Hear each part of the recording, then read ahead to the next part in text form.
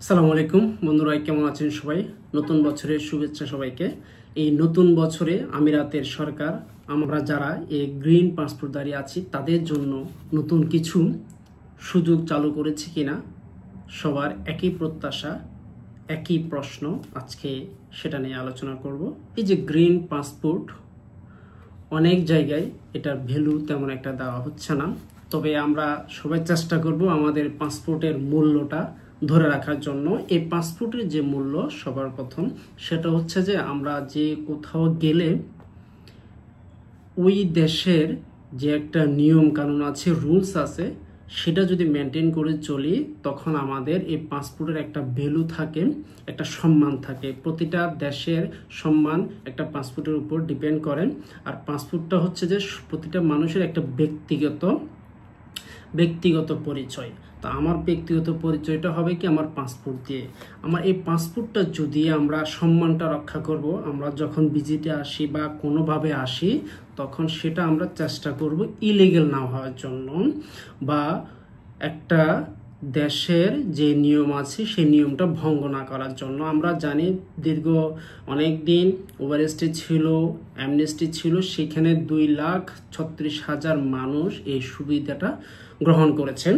তো আমরা যারা এখন নতুনভাবে আসার জন্য চেষ্টা করব, বা যদি ভিসা চালু হয়, এখনো পর্যন্ত যারা আমরা শুনে আসছি ভিসা জানুয়ারি থেকে চালু হয়ে গেছে, আসলে আদৌ এমন কোনো এখনো নিউজ হয়নি যে ভিসাটা চালু হয়ে গেছে। সবার একটা প্রত্যাশা, মনে একটা মন থেকে একটা মন গড়া কথা থেকে যে বলছে যে ভিসাটা চালু হবে, যেহেতু অনেক দিন বন্ধ ছিল।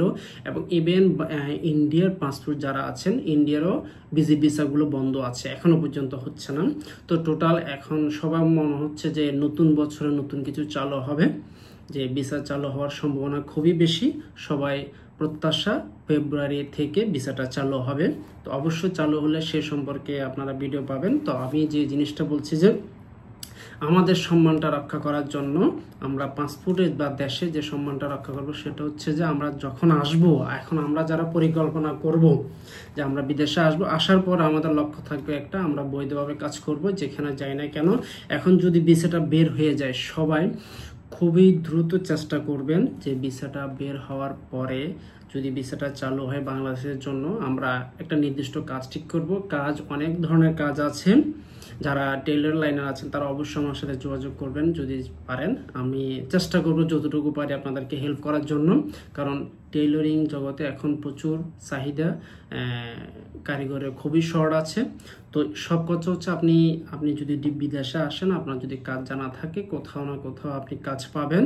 তবে মেন হচ্ছে যে মালিকটা ঠিক থাকতে হবে। আপনি যেখানে কাজ করবেন সেখানে লাইসেন্স ঠিক থাকতে হবে, সেখানে পরিচালনাকারী ঠিক থাকতে হবে, আপনাকে মাসে মাসে তার স্যালারিটা পেইড করে কিনা সব কিছু যাচাই বাছাই করে তারপর আসার জন্য চিন্তা ভাবনা করবেন। আমার কথা হচ্ছে যে যারা এখন নতুনভাবে আসবেন তাদের এখন যখন নতুনভাবে ভিসা চালু হবে, অনেক ধরনের মানুষ আসবে, বা অনেকে অনেক ধরনের লোভনীয় আপনাকে অফার দিবে। সেগুলো থেকে আপনারা সতর্ক থাকবেন এবং চেষ্টা করবেন সেগুলো থেকে দূরে থেকে ভালো কিছু আপনার নতুন জীবনে শুরু করার জন্য।